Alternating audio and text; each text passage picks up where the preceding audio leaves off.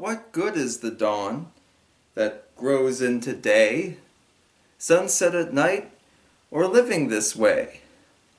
What do you mean you're going to take away the warmth of the sun? That's all I have with me tonight. Heartless people. You might remember we talked not too long ago about 2003's Sounds of Summer, probably the biggest modern day Beach Boys collection, and I would argue rivaling only Endless Summer in terms of its importance to the group's catalog, because so many people got into the Beach Boys or built their Beach Boys collections based on this release. 30 songs, all top 40 hits. They couldn't squeeze all of the Beach Boys' top 40 singles on here, of course, but they got most of them, and it's a really fun set. So we know from watching these videos, or in my case making them, that where there's one success, there's bound to be another, or maybe not a success, but certainly an attempt to recapture success. So that brings us to the subject of today, an album we have talked about in here a little bit in the past, The Warmth of the Sun from 2007.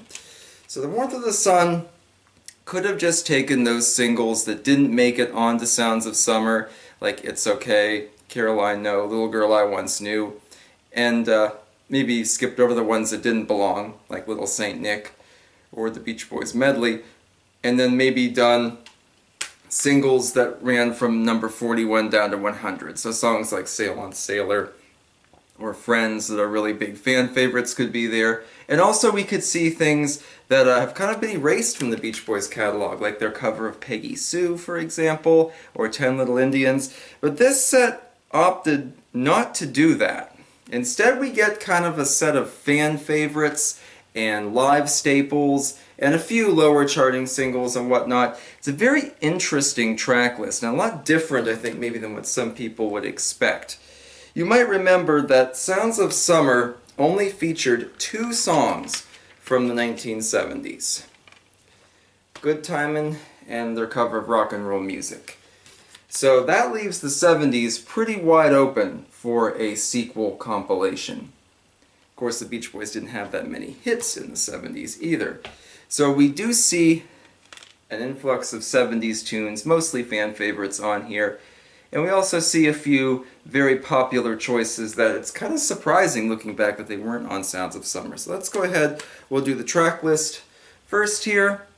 This was the first major greatest hits package that was solely released to CD. No vinyl, no cassette. Today, of course, you can get it digitally, but that's definitely worth considering too. Everything previously released had been available on multiple formats. But here's our Warmth of the Sun CD. We have All Summer Long, Catch a Wave, Hawaii, Little Honda, 409, It's Okay, You're So Good to Me, Then I Kissed Her, Kiss Me Baby, Please Let Me Wonder, Let Him Run Wild, Little Girl I Once Knew, Wendy, Disney Girls, Forever, Friends, Breakaway, Why Do Fools Fall in Love, Surf's Up, Feel Flows, All This Is That, Till I Die, Sail on Sailor, Cool Cool Water, Don't Go Near the Water, California Saga, California Dreamin', and The Warmth of the Sun.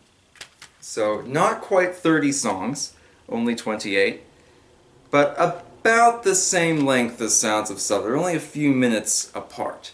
And this probably could have been squeezed on a 2-vinyl set like Sounds of Summer was. I would say so. They might have to flip a few things around, but I think it would have worked.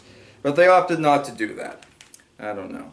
So we do have a couple top 40s that didn't make Sounds of Summer, notably It's Okay and The Little Girl I Once Knew. We have some lower charting singles, ones that didn't quite break the top 40, like Please Let Me Wonder, Sail on Sailor, Friends, California Dreamin', Cal Saga. And then we have a lot of songs associated with the live set, like Catch a Wave and Hawaii. And then we have some that are kind of fan favorites, like Forever. So it's a weird mixture. I could kind of see why sales probably weren't as high, because there are more songs on here that you might have to stretch a little bit to remember or to recognize.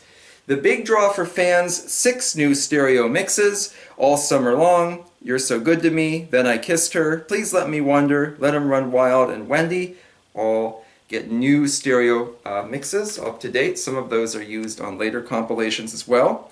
Most everything on here is stereo anyway, so some like Kiss Me Baby had already been remixed in stereo, so they use those remixes here.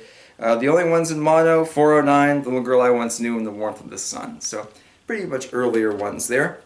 There are only 2 songs that we haven't seen on any previous hits packages.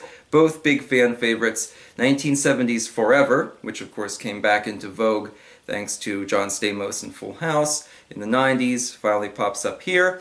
And All This Is That, which was kind of ignored when it came out and has become a big fan favorite now. Probably the most remembered track on Carl and the Passions. So it's good to see it here, and that one's only grown in stature over time. There are some weirdities. First of all, there's not really a set of liner notes per se. We get some, nice photos, a lot of which we've seen elsewhere. But then we just get the info about each song. Chart placement, album release, lead vocal, things like that. But there's no actual, text. There's nothing here. You might remember Sounds of Summer had a really good write-up by Anthony DeCurtis. But here they opted not to do any of that. So we just get pictures and technical stuff. Also, for the first time, we see kind of a rare, maybe not the first time, but certainly the first widely seen time, we get a rare alternate take of a song. In this case, it's Breakaway. Breakaway has a very weird release history. Watch my video on Spirit of America, we talk more about that. But here, instead of getting the original single mix, we get an unused alternate take there, which is very strange. The liner notes just call it alternate mix, and they still use the charting data for the actual single. Very weird. This mix would pop up again on Made in California in 2013. We had seen alternate takes of Breakaway before, like on Endless Harmony soundtrack a couple years before, around 2000. But yeah, very, very odd why they would just randomly throw in this rare alternate take. Again, maybe to kind of entice fans, but if you look on the back, there's nothing there that says Breakaway alternate mix or something like that. So that's kind of strange. Cool Cool Water uses the single edit, so about the 3.5-minute edit. There are a lot of different versions of Cool Cool Water. It was the album closer on Sunflower, but that version's 5 minutes. You can find shorter mixes on compilations about Smile and Wild Honey, but it's good that they use kind of the standard here. Why Do Fools Fall in Love would get a big resurgence a couple years later for Summer Love Songs, where it has the intro edited back in and whatnot. Here we just have the regular single version, but watch my video on Summer Love Songs. We'll talk more about Why Do Fools Fall in Love and its release history. We only have 1 song from the 80s as well. Now granted, Sounds of Summer only had 2, Get You Back in Kokomo, but here we only have 1, and that's their cover of the Mamas and the Papas' California Dreamin', which was a minor charting hit. And we've talked about that before when we went over Made in USA and the Sunkissed album and stuff. I kind of wish they'd included Going On, or maybe, kind of dug into the archives a little bit more. Who knows? So in terms of the order of the album, you might remember Sounds of Summer basically went thematically. We kind of had surfing songs together, car songs together, Pet Sounds stuff together, and whatnot. And then California Girls was the opener, which used to be the opener for Beach Boys concerts for several decades, and Good Vibrations the big finale. You could tell that even though it wasn't chronological, which most American Beach Boys hits releases aren't, you could tell there was still some effort put in this to make sure it all flowed. When we talked about Best of the Beach Boys Volume 2 and 3, where tracks are just randomly thrown on there, it kind of shows.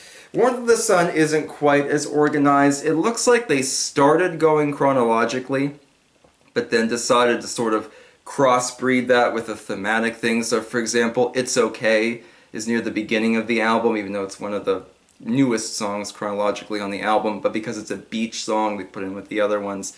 And you kind of see those. There are a few that feel out of place, like Why Do Fools Fall in Love? And I think The Warmth of the Sun, the title track, makes for a very odd closer because it's such a dour, sad song that I'm kind of surprised they'd end it on that note. I don't know. But it's not necessarily a bad choice to name the album after because it is a big fan favorite, but I did think that was kind of strange. So Warmth of the Sun, excuse me, Did not do as well as Sounds of Summer. It only peaked about number 40, started strong but kind of lost steam. Again, you figure not being available on vinyl, not having as many conventional hits, definitely a harder sell compared to this, which was still being sold in stores and still charting in some cases well into the 2020s.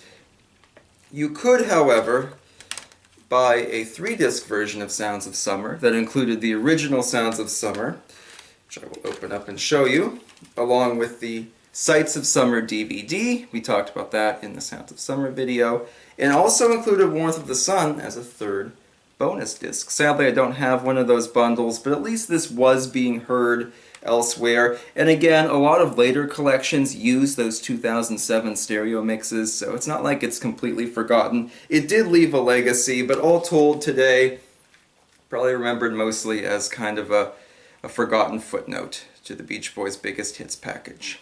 Do you have Warmth of the Sun, or is there a particular track on there that really stuck out to you? Please do comment below. We have plenty more Beach Boys videos coming up. I hope to see you there. Have a good one.